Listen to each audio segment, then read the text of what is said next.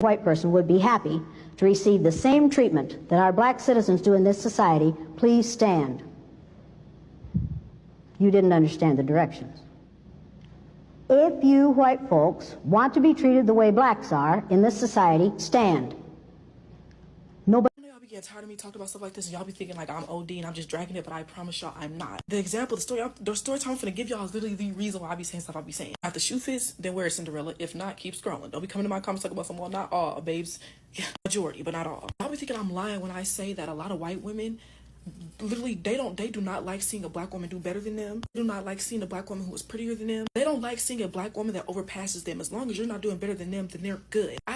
I think some white girls cannot fathom that a girl who's not white can be considered prettier than them. Hi everyone, so today we're going to talk about why racism cannot be directed to white people.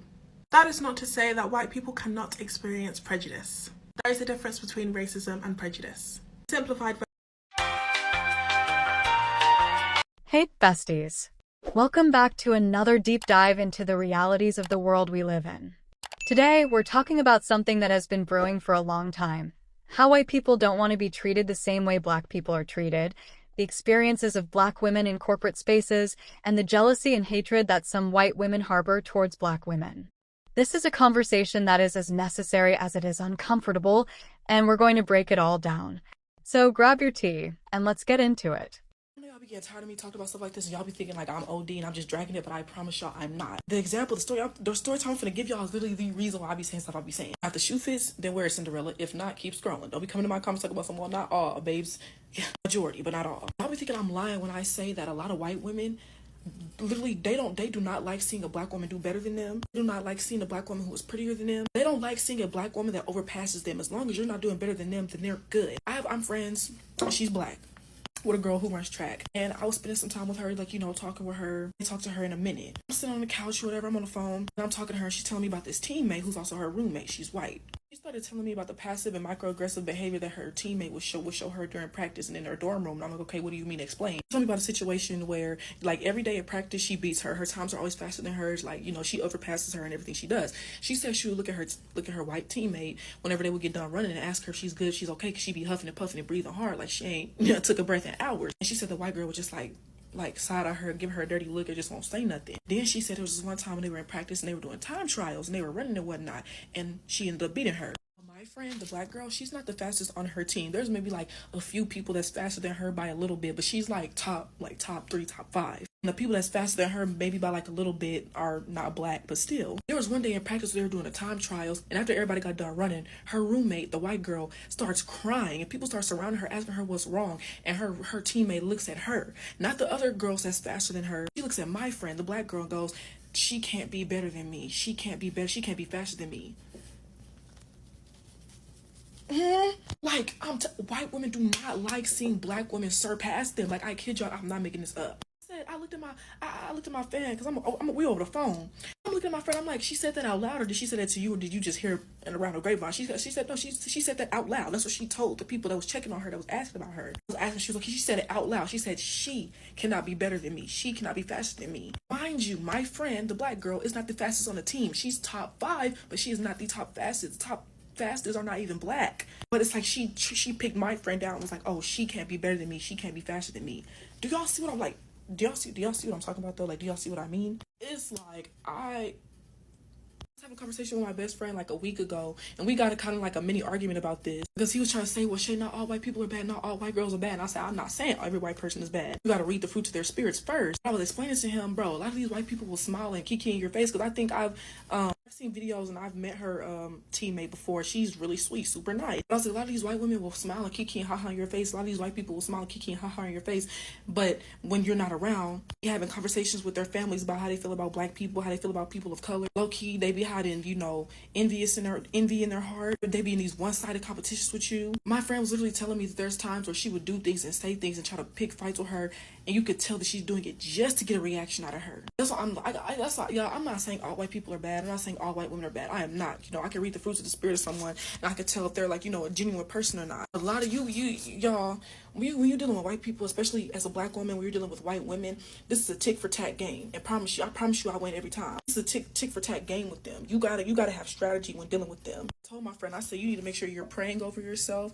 I said, you need to make sure you keep yourself prayed over, watch your back and whatnot, because to be around someone like that is dangerous. So it's very obvious that she's envious of you. It's very obvious that she's in this one-sided beef with you. And I said, anything that she can do to trip you up, get you in trouble, do anything to screw you up, she's going to do it. And then play victim and act like she ain't do nothing. I said, you need to be careful. This is what I be talking about. Like, I know y'all be thinking, oh, Shay's dramatic, Shay's just so super pro-black. No, like, these are real life situations that people are going through. It's a dangerous position to be in. Like, I don't. A white person would be happy to receive the same treatment that our black citizens do in this society. Please stand. You didn't understand the directions. If you white folks want to be treated the way blacks are in this society, stand. Nobody's standing here. That says very plainly that you know what's happening. You know you don't want it for you. I want to know why you're so willing to accept it or to allow it to happen for others. Let's start with a question. Why do so many white people react so negatively when asked if they'd trade places with black people? Because deep down, they know the struggles, biases, and discrimination that black people face every day. When issues of systemic racism are discussed, many will deny its existence, claim everyone has the same opportunities, or even get defensive. But the moment they're asked if they'd be okay being treated the same way as black folks, they hesitate. That hesitation tells you everything. The reality is that racism isn't just about individual acts of hatred. It's an entire system that ensures white people stay on top, whether consciously or unconsciously. When white people claim they don't see color, what they're really saying is they don't want to acknowledge how deeply race impacts society. They want to benefit from the system without having to confront its injustices. This might come to a shock to you because it was to me, but as a black woman, my biggest ally in the corporate space has been white men. I know. I've been told my whole life that my biggest enemy as a black woman, as a young black woman, are white men, specifically older white men. But in my experience working with both white women and white men bosses, I found myself, my personal experience, to be safer professionally and personally at work with white men. And it was definitely a bitter pill to swallow. My first few jobs were women bosses, and I wanted to look up to them. I mean, I still look up to them, their professional success, their successes as women, but I just felt like entering those spaces, I was guilty until proven innocent. I felt like I was hired to do a job and that I was entrusted to do that job. I felt like there wasn't really a lot of direct feedback. I felt like I was always messing up secret rules that I wasn't aware of, but they were very clear to them. And I just felt like, just in general, like I was always messing up. And then I would start messing up because you're in this sort of like psychologically difficult place. Now I work with a 2 white men supervisor. One of them is an older white man. And I'm giving so much freedom and space to do my work that at first I was a little bit nervous. But now I'm realizing how much good work you can do when you are trusted at work, when you're not being psychologically attacked by things not relevant to work and sifting through that in order to do your job. And just in general, feeling much more championed and safe as a woman of color. And granted, it could also just be like I lucked out with this organization, like I get that. But I've also heard stories of my friends who are women of color just having difficult experiences working with other women, specifically white women, where they just feel like it's not professionally or psychologically safe for them to work there. And so when I first started working with white men bosses, I was like, this is definitely gonna be a change, but I was definitely nervous because some stories I've heard in the past of egotistical bosses and all that stuff, I definitely didn't get that. And before this job, I also worked with another white man boss, and he just also made it very psychologically safe to work there. He was very empathetic and vulnerable, and I just was shocked because that's not what I was told, at least. And so if you're a black woman, a woman of color in the professional space, and you want to enter a team, but you're nervous because it's a white man boss and you don't know how that's going to work, you may be surprised. Now, let's talk about corporate America. It's no secret that navigating the corporate world as a black woman is like walking a tightrope. One wrong move, and you're either labeled as aggressive, difficult, or unqualified. But here's something interesting. Many Black women feel more comfortable around white male bosses than white female bosses. Why? Because while white men may hold power and privilege, their treatment of Black women is often transactional. It's business. But white women? Oh, that's another story. Many white women, particularly those in leadership roles, uphold and enforce the same oppressive systems they claim to fight against. Instead of supporting Black women, they see them as threats. This is where we get the infamous mean girl culture in corporate settings. Black women who work hard, succeed, and challenge the status quo are often met with microaggressions, sabotage, and exclusion by their white female colleagues. Something I find very funny is when Europeans are like, we don't have racism here. And then you ask them about like the giant blackface statue that's in the middle of town square, and they're like, oh, that's not racist, that is actually Kindernigger. And he is like a childhood character, and he lives in a hut, and he comes out and he eats children. But every year we have a parade where we all paint our faces black to celebrate Kindernigger. And it's not racism, it's to celebrate the small African children that we kept in the human zoos. So this commenter is saying that white people experience a form of racism where they are being treated as though they personally supported the system of slavery as opposed to their ancestors more than 3 generations ago, and that this has caused people to adopt an attitude of automatic disrespect towards them. And once my vision returned, because the sheer force of the ignorance from this comment struck me right between the eyes and I was temporarily struck blind, I thought to myself, I don't know this person, but I know 2 things about them. The first is that they don't know any Black folks or people of color in general. And the second is that they are so divorced from reality that they are unable to conceptualize, even vaguely, the horrors of slavery. You see, if white folks now were being treated as though that they were specifically responsible for the slave trade, then in our modern society, they wouldn't be able to do anything. They wouldn't be able to go to the grocery store because they'd be afraid of being physically assaulted. They would have a hard time sleeping because they would be afraid that they're going to wake up to a house that's on fire. They wouldn't be able to go to school, go to work, or really do anything that requires social involvement because they would be actively shunned and ostracized and terrorized for being complicit in a crime against humanity. But that's not what's happening, is it?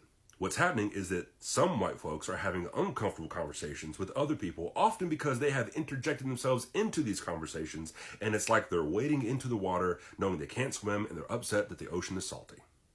And now I'm going to end this on a personal note. I'm Chicano, I'm Mexican-American, and there are people in my life, friends, family members, people who go to my church, who voted for a president who called Mexicans murderers and rapists. A president who has spoken openly multiple times about wanting to ethnically cleanse Mexicans from this country again. And yet I am able to extend a spirit of compassion and mercy towards them, to use community connection to try to help them see things differently. And if I were half the asshole that you think people of color are, then I wouldn't be able to do any of that. So, how about instead of continuing to wade into waters that you are not able to swim in, you just back up to the shoreline, take a seat on the sand, and listen to what the waves have to say. Let's be real, white women's jealousy toward Black women is loud. It's in the way they copy our fashion, our hairstyles, our culture, yet refuse to respect us. It's in the way they sexualize Black women but call us ghetto and ratchet when we express ourselves. It's in the way they cry victim when called out for racism, but are the first to weaponize their tears to harm Black people. Historically, white women have played a significant role in upholding white supremacy, often positioning themselves as victims while benefiting from the oppression of Black people. From the days of Jim Crow to modern-day Karens, white women have consistently used their proximity to white men's power to their advantage while simultaneously feeling threatened by Black women's strength, beauty, and success. I think some white girls cannot fathom that a girl who's not white can be considered prettier than them. Oh, no, they know. They know you're prettier than them. They know you're very, very pretty. And they know that all things considered, if you could measure these things by rubric, that you would be prettier than them. But the benefit of white supremacy, of adhering to white supremacy, and you've probably noticed this, if you're the kind of person who pays attention to these kinds of patterns, is that you don't have to live like anything is true that you don't acknowledge. It doesn't matter that you know it. It doesn't matter that you see it. It doesn't matter that you heard it. It doesn't matter that you feel it. As long as you don't acknowledge it, as long as you don't admit to it, you can always live like it's not true and find people who will do the same. So I'm going to try to answer this. I have not always been the way that I am. I'm not excited to admit this, and I'm ashamed of it, especially in my early 20s. There's no excuse I can give for why white people feel that they are victims of accurate truths when they are presented. Sure, there's a lot of it that has to do with education, especially in high schools. I went to a super Christian Baptist school, and they didn't teach us anything, like really anything, that happened to people of color in this country. They taught us a lot of inaccuracies, and they really made it sound like Black people were unjustly victimizing themselves. But after I graduated, taking that with me, I don't know how to explain it in a way that makes sense, other than it's really just white entitlement to feel like they're right, because that's what I felt when I was 21, 22. And mind you, I was like left of center as far as my political views went. Like, even those people can still be racist and have ideas with insane racist undertones. I remember when George Floyd was killed and there were riots in the streets. There was one in my city. I didn't get it. And it boiled down to I had no desire to learn about the significance of what was happening and what had happened, or even to learn what had happened to people of color in this country at all. It's white entitlement to be lazy and to feel right. That's what it is. So when they are presented with the facts and the information, they feel like they're being attacked, which isn't valid. But it really is. It's just white entitlement and the white desire to feel right. And also a huge component of it is white people having this after all we've done for you mentality, when all we've done is hurt the Black community systematically. And then it just comes back to not wanting to even know or read what has happened to people of color in this country, because they feel like, and I felt like, I didn't have to. I just felt like as a white person I was right. Like, that's like honestly the truth of it. In my late 20s, my mid-20s, my late 20s, I started to seek information more and more and listen to Black voices and read books and things like that. They have to want to learn it themselves.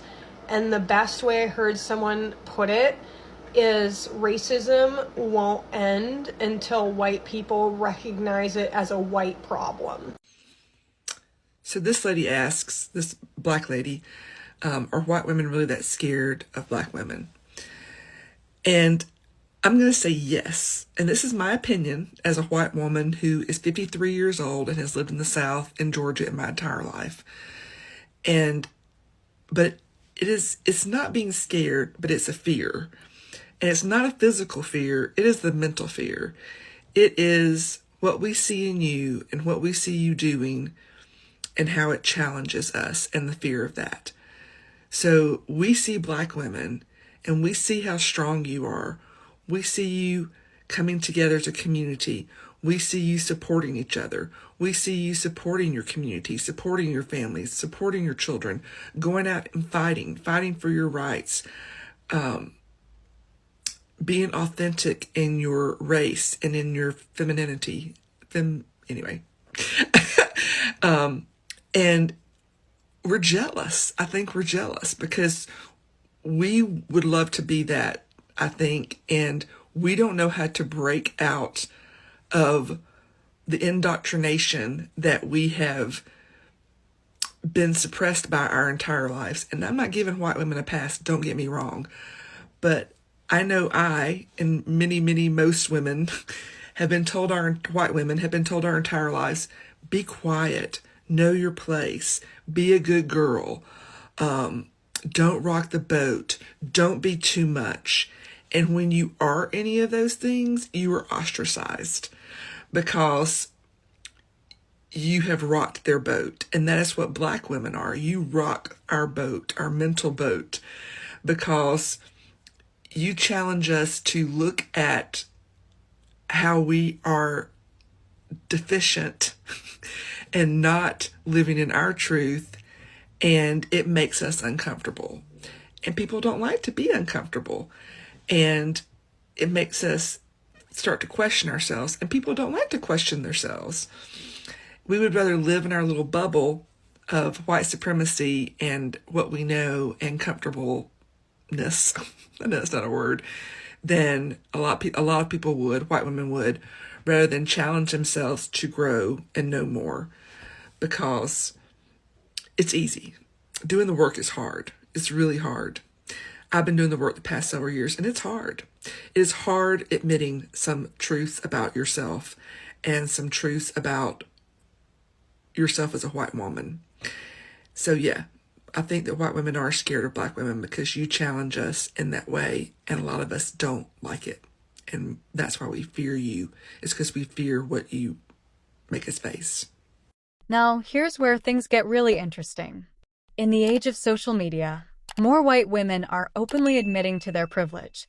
TikTok has become a space where some white women acknowledge the ways they've benefited from racism, whether it's through job opportunities, lenient treatment by law enforcement, or the way they're perceived in public spaces. But does admitting privilege mean they're actually working to dismantle it? That's the real question. While some of these admissions are genuine, others feel performative, like a way to gain social points for wokeness without actually doing anything to change the system. Meanwhile, Black women continue to be scrutinized, dismissed, and gaslit whenever we talk about our own experiences. I know I don't understand your experience. Yes, ma'am. Because I have never had to live it. Come on now. I can sympathize, and I can recognize when things are wrong. That's right. For instance, if a Black man or woman should never be afraid for their life, for getting pulled over for speeding. Come on now. But I have never lived in that fear. Come on now. Come on. No Black man or woman should ever be reluctant to walk outside for fear of racial profiling. Come on, tell it. But I have never been racially profiled. That's right. Come on now. No Black man or woman should ever expect to go to jail in their lifetime because of the color of their skin. Come on now. But I have never lived in that expectancy. That's good. And this is why I don't believe in the phrase, I don't see color. That's right. One, to say you don't see color is a lie. We're different. We can all see that. But two, and way more importantly, to deny the differences in our skin is to deny the differences in our privilege. Come on. I'm going to say that again because I think it's worth repeating. To deny the differences in our skin is to deny the differences in our privilege. And that leads me to my next point. To deny the differences in our color is to promote ignorance. Ignorance is the reason that systemic racism and oppression is allowed to exist in this country. That's good. So why am I here? Why am I up here speaking? Come on now. Tell them, sister. I'm going to talk on about three things. One of those is change, the other is ignorance, and one is discomfort. I'll get there. Go ahead. Take your time. Broadly speaking, why am I here? Because I want change. But let me speak on that for a second. Because I think a lot of people want change. I think a lot of people say they want change, but let me clarify. I think a lot of white people think they want change. But here's the thing about that. In order for there to be a true and genuine change, for you, for the black community, for people of color, there has to be an equal and requited amount of change for white privilege. Yes, right. And that is something that white people don't want to think about. They don't want to admit that. White people don't want to acknowledge the head start we have in life just for being born this color. You know what? That is willful ignorance. Put it on front line. Willful ignorance is what allows oppression to continue in this country. Together we stand. That's it. So I'm going to talk on ignorance for a second. I think one of the biggest things that allows ignorance to continue is our education system. There it is, baby. Ma'am, our education system. Yes, ma'am. And what I mean by that is our education is a white man's education. It is. It is a white man's history. Yes, ma'am. Tell it. Why does that matter? Again, like I said, I can recognize when something is wrong. And that is wrong. Why? Because when you tell that history, the history that excludes black history and black culture and the black experience, you allow white people to think that nothing is wrong. And when that happens, you allow white people to think, well, it was bad back then, but it's not bad now. Hell no. It's bad now. In fact, some might say it's worse because this is systemic oppression. This is institutional oppression. This is oppression that is not overt, but it is just as powerful, and we are able to hide it. And I have more to say. If you want to hear all of it, please come out Saturday. Thank you. We appreciate it. But no, the reason I'm here is because I stand by you.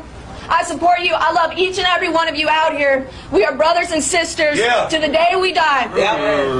And this is not my time to have my voice heard, but I will use my voice for you. I promise. Thank you.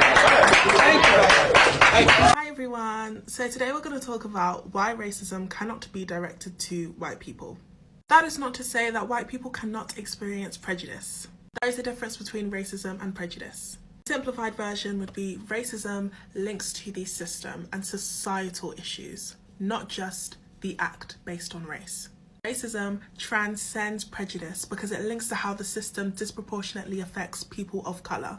So, any race can be prejudiced against because this is based on harmful narratives and stereotypes and belief that your race is superior to another race.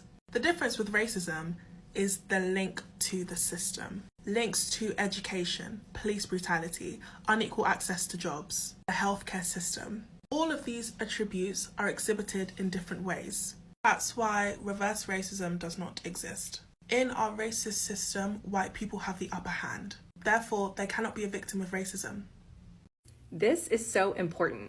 I used the term women of color in my last few videos, and while the terms people of color, women of color can be helpful, they run the risk of conflating our very different experiences. Black women obviously have a very distinct experience with unpaid labor, undervalued labor because of the history of, slavery. And that is very different from my experience as an Asian woman. And so while we can all have a laugh as people of the global majority about the nonsense of white feminism, it's important to remember how we experience these systems very differently. And so I leave you all with a quote from Alicia Garza, one of the Black feminist founders of the Black Lives Matter movement. She wrote, "We perpetuate a level of white supremacist domination by reproducing a tired trope that we are all the same, rather than acknowledging that non-Black oppressed people in this country are both impacted by racism and domination and simultaneously benefit from anti-Black racism." So what can be done? First, white people need to stop pretending they don't understand systemic racism. If they truly believed racism wasn't an issue, they wouldn't fear experiencing it themselves. Second, in corporate spaces, white women need to stop treating Black women as competition and start recognizing that success is not a limited resource. And third, performative allyship needs to go. Real change comes from action, not just words. Can we talk about how non-Black people feel more comfortable bothering and inconveniencing Black people versus their white peers? I just had 2 instances where this happened to me, but when I really think about it, it happens all the time. So last week, I got to this bar early because I was saving a table for me and my friends for trivia. And when I was sitting there, a guy who I'm assuming is Hispanic or Latinx came up to me and asked if he can take one of the chairs. And I said, I'm saving it for, our group. Maybe you should ask them. It's a table of all white people. They look like they have an extra chair. And this guy flat out told me, I don't want to bother them. And I'm like, well, you want to bother me? And face turned bright red. Out of embarrassment, I think that's when he went over there and asked him, and they gave him the extra seat. But isn't that very bizarre? Another time this happened, my sister and I went to this restaurant and sat at the bar. And most of the seats were filled. It was kind of busy. But a bartender came up to us, right, like maybe 5 minutes after we sat down. It kind of took her a while and said, I'll be with you in one moment. I'm slammed. I have this to do, this to do, this to do. This went wrong. And it was crazy because maybe a few minutes after there was 2 different couples, one to the left of us and one to the right of us at the bar that sat down. And she greeted them right away. And also, she did not labor them with everything she had going on. She greeted them, took their order, and that was it. And if she was busy and super stressed out, she put on this professional face and got it together. So the fact that she's able to do that for the white patrons at the bar, but wanted to labor me and my sister with all this negativity and basically set the standard that we were going to get bad service because she was slammed, is an issue.